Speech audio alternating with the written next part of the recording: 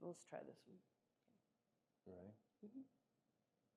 What's going on, everybody? My name is Myron. My name is Faye. Oh, Okay. let's try this again. What's going on, everybody? My name is Myron. And my name is Faye. And this is the First Generation Suburbs podcast. I know it's a lot to say, but we said it. Listen, welcome to welcome to another episode. Today, my sister is we're going to do an Ask Me Anything episode where my sister is going to read off some AMAs, and we're going to just get my live natural reaction. I don't really know what she's going to say, but I know that it's going to be some fun to be had. And, maybe we'll say something, insightful. Maybe. And maybe we probably won't. Okay. And here we go. Take it away, Faith. All right. I cut my friendship with my best friend who friend zoned me. I'm feeling awful, but I have a last question. So I, 25 male, met this girl, 28, 2 years ago. And during this time, we became best friends. However, I wanted to become something more, and she told me she only wants me as a friend. Okay, now wait, hold on. She stated a boundary. I don't know where the story is going, but it seems like he wanted to be a habitual line stepper. Keep going. Okay. Read. Then she says, I told her I needed to distance myself and that we could never be only friends.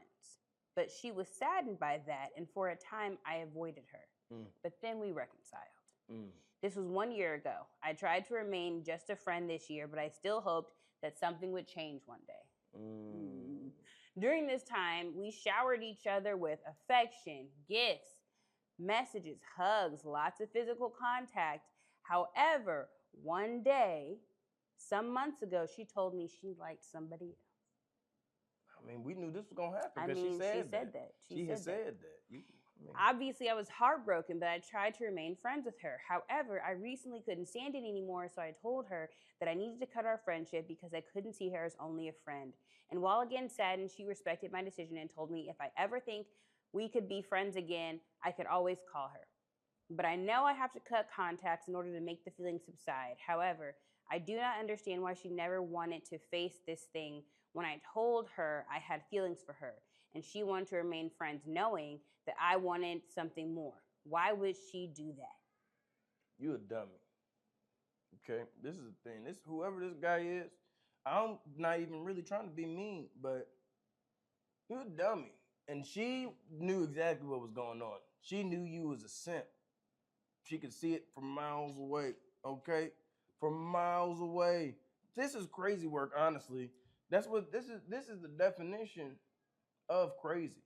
I mean, I think she could have stopped interacting with him for She could certain. have. And I think if she knew that he felt that way, like so strongly, then she shouldn't have been doing the exchange of gifts and affection because he already said like he has feelings for her. So then if she does that stuff and she knows that like she doesn't feel the same way, I feel like that's kind of like playing with his emotions a little bit. But he was allowing his emotions to be played with. He was. I think he was the goofiest of all. If we look at this, the goofiest we're of looking all. at this like play out. The senior goof troop. It's him. Yeah, because he expected something different out of this situation, and she wasn't with it. But you know what she was doing? She was cashing out. She was cashing getting out. gifts. She was getting presents. She was trying to get. She probably got some rent paid. I'm not gonna lie to you. She probably kissed him on the lips and got a rent paid. Because that's all it took for him. He probably went home and savored that kiss like.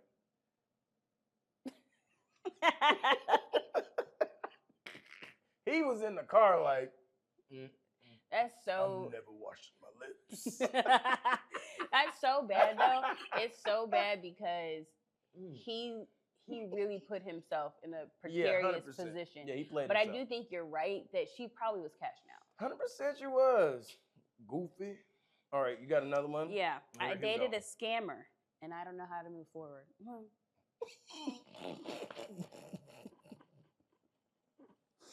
I haven't done any pre-reading on this, so I don't know. I don't know what the contents are. Okay. Wow. All right, let me gather myself. All right, dated a scammer. Yeah. And what? And I don't know how to move forward. All right, this is great. Keep going. I need help. It's been over a year now, and I can't seem to ease the heartbreak I feel from my last relationship.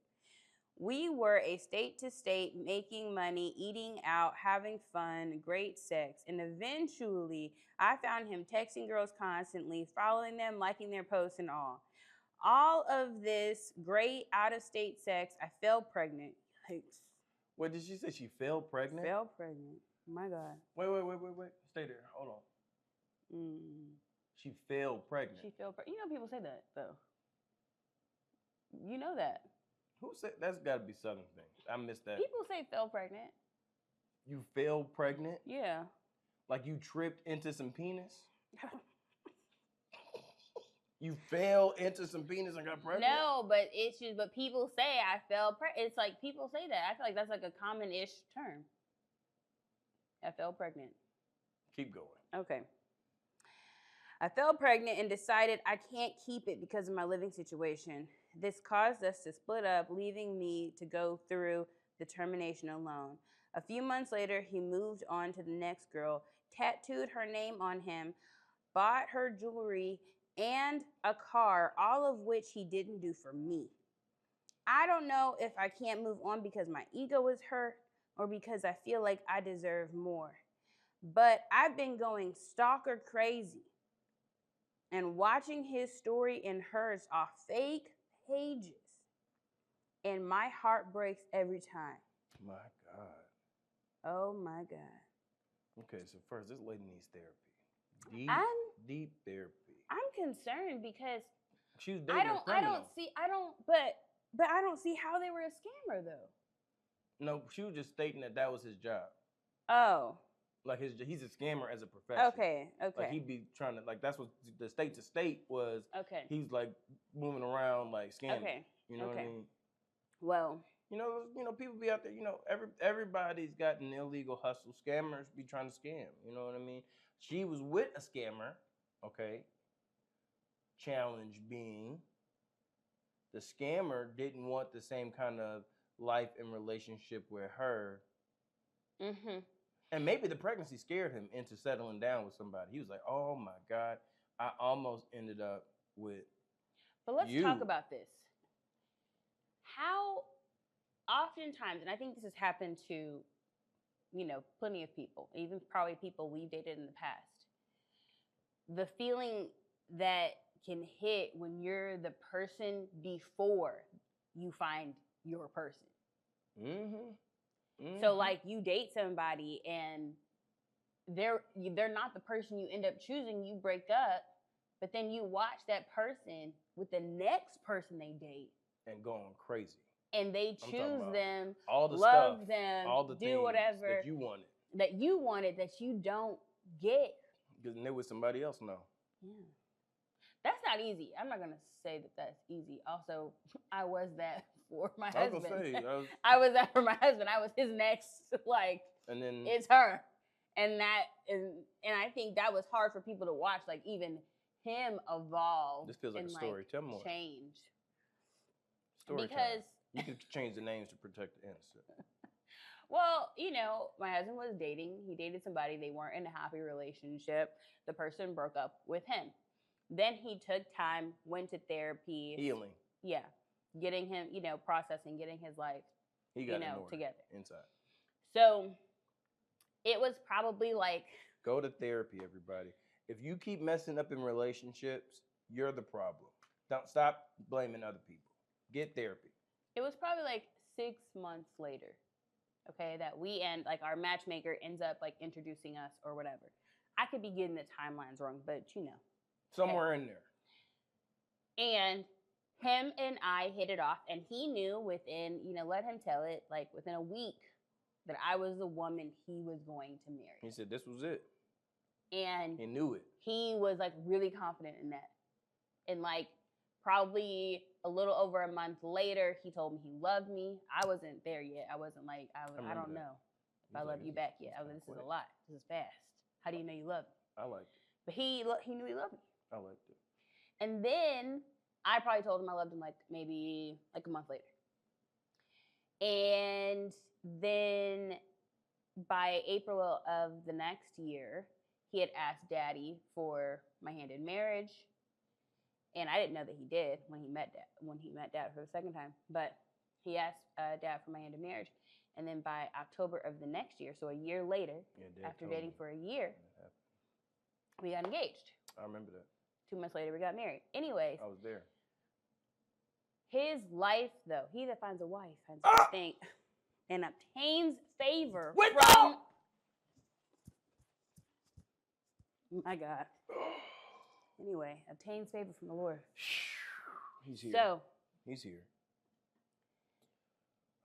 he got married, and there's just a lot of favor that. There is favor that comes with unity and finding a spouse and 2 incomes. Yeah. You know what I mean? Like all of those, with those powers combined, Amazing. God can move in a mighty way. God can do anything. Really, like mountains can be moved. So, I mean, and he was just a complete blessing in my life, right? It was just like a mutually beneficial, like I was being loved and watered and like cared for by him, and you know, his life was being transformed as well. Like it was for both of us. It was a really, Everybody was getting what they needed. it was great. Ideal relationship scenario. Yes.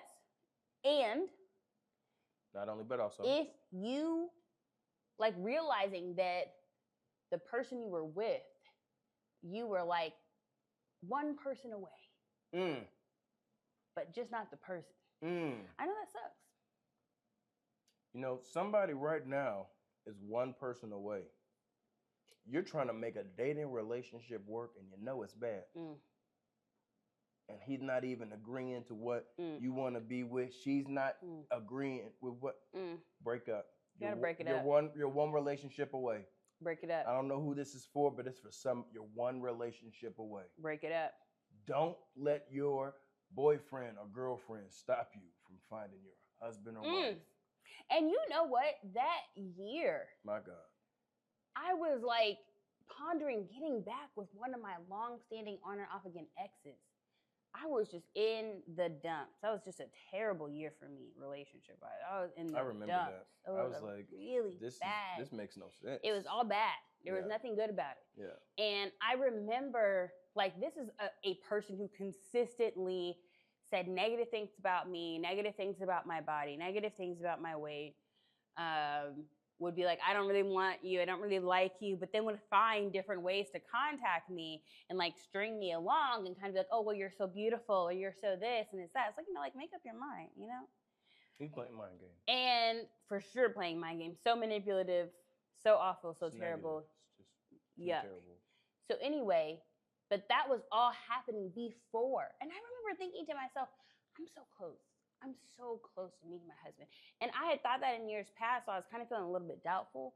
When I tell you, I really extended my faith that year. And I said, God, when I turn 30, this is it. I am going to meet my husband. I'm ready. I'm tired of being single. I don't want to be single anymore. I want to position myself. I started thinking about Ruth and Boaz. I said, Lord, I want to get in position. My God. To meet the right person. My God. And then you almost looked right past him. I did. I almost messed it up. You almost didn't even get to this far. I almost didn't. So all I have to say to you people is you could be one person away, and you need to keep your eyes open. You need to keep good counsel around you. If good everybody in your people. family hate your boyfriend and girlfriend, break up with them. Probably They're should. terrible. They're terrible. If probably you should. don't have one cousin that's like, he's not that bad, break up. They're a terrible person. You should probably let it go. Stop being 1 versus 20 with your family. Okay? You're wrong. You're wrong. Yeah. Unless your family's racist. We'll leave that there. Okay, last question. Where can I meet girls apart from dating apps? I've had a lot of conversations with Myron about this. So I'm interested to read this and see what he has to say. Hi, guys. I'm a 23-year-old guy who is not fond of dating apps. I get a lot of matches as compared to most guys. But, and no, and even I've been on many dates, but girls are usually catfish. Oh. And I don't like them much after talking to them. When I was in university, I used to meet way better girls. What I've heard from most people is that dating apps is a compromise for guys, and I think I can see that. Now, I think I'd like to meet girls in real life so that there's no scope of catfish. Like, I don't want to waste my time. Mm-hmm. I live in a metropolitan city. Mm-hmm. What are the kind of places where I can meet girls with the aim to find a potential partner? Church. Go to church. Get your life right with God anyway. You need that first. Yeah. And then just go to church, okay? Don't go to like a church where they're like handling snakes or drinking poison. Not one of those churches, okay? A regular, just like church, you know what I mean? Like find one that's got like one of the old names, like Lutheran or Methodist. Like go to one of the evangelical churches. And if you're really just going there to find a spouse, volunteer in one of their teams. You're going to come across one girl that's single, normal, and she just got her life like just a little bit back right with God because she was like partying a little bit too much in college. That's who you want, because then both of y'all can just run off into the sunset together. Go to church. Also, coffee shops, great place to find a person. Coffee shops are fantastic places. Another place could be a little sketch. The gym. People are trying to get their physical fitness. Physical fitness is something that you have in common. Yeah. Go exercise. This is the problem. Get out of the internet, okay? Go to where people exist and are there often, okay? We call that community. Yeah. We call that, and there's community around everything. One of my favorite places when I lived in South Carolina was this place called Grateful Brew. And it was this family that owned it. And they used to be pastors back in the day, and they were missionaries, and they just came back to America and started a business. If you're in the Greenville, South Carolina area, go to Grateful Brew. Great people. Miss Jessica, she's amazing. She's the owner. Coffee community. But what about like people so this is something that's different for guys, especially now, even during the age of the internet, where people have less interaction with people, like they're less confident in that. Yeah. What about guys who are nervous to ask a girl for her number in person and approach someone? Okay, well, you're not going to be in a marriage or a relationship scared, okay? No, but I'm saying, like, if you're too scared to do it, how you gonna be in a relationship? You too scared to ask for a number. No, this is the thing. It's too many emotions. But I feel like that. I feel like the benefit, right, of the elders. They had a swag, like they had a confidence that was like formed and developed, and I think that's because they didn't have the internet, right? So they had more opportunities to have to be in person, to have to build their confidence, to have to like, you know what I'm saying? But like, what would you say now to a young person in the age of the internet that doesn't have that confidence? How do they build it up? How do they get that courage? Get out in the world, okay? You're going to have to take some licks. This is the part everybody trying to avoid, okay? And I'm sick of it. Suffering. We can't avoid it.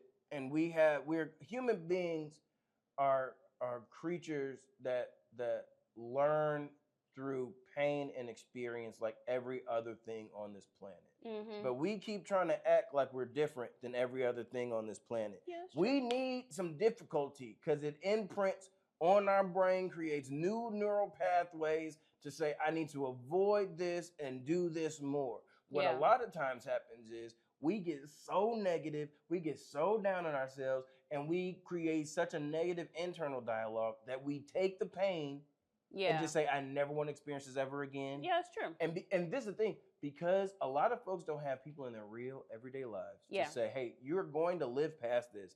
Not only will you live past this, but this is going to make you stronger. Yeah. And that's a principle in general. We can't get away from having to deal with some hardship because that's what makes us stronger and better. Yeah, that's you know true. What I mean? Like muscles tear when you lift weights. Mm-hmm. And then it creates new muscle fibers to connect the tears, making you stronger. Yeah. The process of a little pain and tearing, it goes a long way to make you strong. So what would I say to this young man? Hey, bro, get out there, ask for some numbers.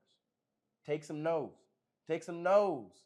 Take some no's, but let the no's strengthen you and fortify you. Like, you know those old martial arts movies? When they used to have them sit there and they would just take a bamboo stick and just smack them on the stomach till they that was and then but what happened is that stomach got real strong, washable. I don't have it, but somebody has it. What my stomach has actually done is created a barrier so that no one could ever do that to get to my abs. Right. But when you discipline yourself like that, muscles, right? Yeah.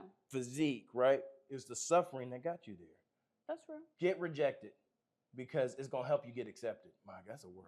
Well, here's the other thing. I think, you didn't even receive the word. Feel.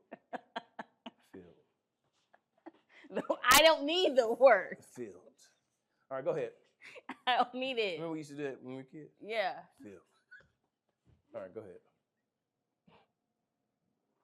Anyways. Stop it. Jesus. All I was gonna. Out of your belly. I knew you were gonna do that. Filled. He is here. She's drunk in the spirit.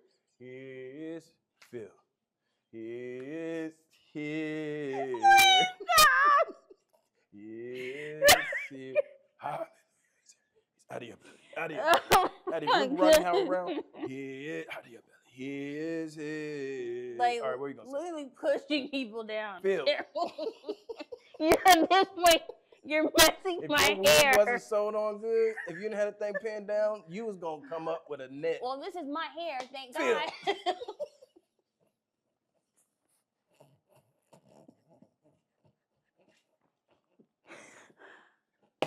My stomach hurts. Please stop doing this to me. Oh my God. Like, what is your problem?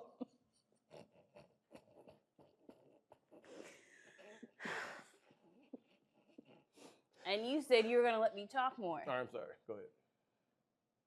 Oh, all I was going to say is for the ladies. If a guy approaches you, even if you're not interested, you could at least say, hey, not interested in passing member, but I appreciate your courage. I appreciate you, like, being, like, that you know would be what I mean? nice. The ladies, because women, that's the thing. I got a daughter. I think girls can come out a little mean. Now, listen. I think girls come out a little mean compared to boys. This is coming from somebody who, like, is not, like, the friendliest, okay, when rando men be coming around me, okay? I'm not. This is also, trauma I'm working through, but I don't trust, okay? So usually I'm like, no. But I do remember one time I was in the grocery store and this guy approached me. This is like many, many years ago. I was like in my mid-20s. And I was visiting my dad in Houston. He approached me. He was like, you're just so beautiful, and da-da-da-da. And he was very, like, he was tactful. It was like it didn't feel like predatory. I didn't feel unsafe. And let's just be clear. You don't have to give anybody a time of day or compliment somebody who makes you feel uncomfortable or unsafe. That's right. That's not what I'm saying. Get away. You run. From those people. Okay. But you can tell when a guy is not being creepy. Okay. So he wasn't being a creep. And I said to him, hey, I appreciate your thoughtfulness. Like this, you've been very kind, but I am not going to give you my phone number and I'm not interested. And he took it well. And he wasn't like rude or mean or trying to follow me around or whatever. And I felt like that was something I could say because he was respectful. Now, when people aren't respectful and they're catcalling me or being rude to me, typically I just give them a dirty look. What's the dirty look? Oh, let me see the dirty look. That's it? Or I just don't say nothing. Or I ignore them. Ignoring is actually one of my faves. Like, hey girl, blah, blah, blah. And I'm like, wait, what did they say? Hey girl. What was the last part? Hey girl. I hate you. Okay, keep going. Anyway, that's the stuff they be doing. I feel that. And I just am like, no. And sometimes, even now being married, like one guy approached me and he was like, you're really beautiful and something else, something. Would you ever be interested in going out sometime? And I looked at him. I'm married. No. He's like, oh, my bad. I didn't see the ring. I said, okay. That's why you show it. That's what it's there for. That's what rings are I for. said, I'm not on the market. That's right. Happily. I'm happily taken care of. I'm a kept woman. No, thank you. Okay, so just to recap, men can be more, they need to work on handling rejection better and get some reps, being kind and getting out there in the real world. And the ladies, if they're not interested in the man, can be nice letting him down if his energy is good. Yeah, if they have good energy, they can be nice. If his spirit right, then go for it. But if his spirit not right, then okay, and then you make the face. That's it. I feel that. Goodbye. And also, what we also learned from this conversation, tell us, is that if somebody tells you they're not interested, believe them. Yeah. Believe them. Leave them alone. Don't hope for them to change their mind. They're not. They don't want to be with you. They don't want to be with you. Go find somebody else that does. You. Yeah. So many times we be trying to make people who we want the people to be instead of finding the people that we just really need. You know what I mean? It's going to take some effort. If you want something, nothing valuable comes easy. If it was that way, everybody would have something valuable. For sure. So definitely don't do that. You got to do some work. You got to go places where good people are. That's right. And you know what? I do think that that we do have a gap in the current cultural landscape for safe places for people just to mingle and have fun. Yeah. Because the club is dead. And the world is open. People are aware. Yeah. People are outside. There is a church, bar, work. We do need another alternative. Alternative space. Yes. I actually think these dating apps need to have background checks. Honestly, because some people are dating AI. People need to have background checks verified to be able to be on these apps. Yep. I mean, I think that's the only way. Really? To clean it up. Yeah, and that people will start to feel safer, especially women. Because being on the apps, it's scary. I never got into the dating. I never did the dating apps. Because you were on that cusp of people who I mean, you didn't get married super young, but you still got married young. Yeah, I got married young. Late 20s. Yeah, you're like 27, right? Yeah. That's still young in compared to like nowadays times. Sure, I get that. So, yeah. I mean, and when I was in college, like I was trying to meet girls like in real life. Because I was trying to see what they situation. Because I wasn't interested in You weren't interested in anything long term. I was trying to have as many short term interactions with ladies as I could. But the goal later on in life was no more short term interactions. That's right. And that's why I got married. That's right. So. The other thing we learned as we, wrap up and close is that you could be one person away from the right person. Yeah, don't let your significant other keep you from your partner. Okay? Because you might be one person away. You might be one person away. And here's the thing, if you're the person who's like, man, I broke up with that person and now, especially as women, and now he done moved on and found the woman he wants to be with, don't look at that and be like, oh, I'm upset now. I got to try to get him back, or I got to try to whatever. Take that as a lesson. Take that as an opportunity and say, you know what? How do I get in position to be with the right person I need to be with? How do I get aligned? What do I need to fix? What do I need to do? To get the one that I want. That's right. Also realize nothing is perfect. No marriage is perfect. No relationship is perfect. So that's why you really got to be in tune with yourself. Yeah. To be able to know, what is it that I want, desire, whatever. Because everything's going to take work. So I think some people expect perfection out of relationships and they miss out on cultivating something really beautiful and healthy with somebody. Effort. You're going to have to put in some effort. Nothing good is easy. You're going to have to work for it. But if you work for it, I'm telling you, it's going to be beautiful. Well worth it. Listen, we love you guys. Like, share, subscribe. This is the First Generation Suburbs podcast. We love you. And if you haven't heard it at all, God loves you too. Y'all be good. Peace. Bye.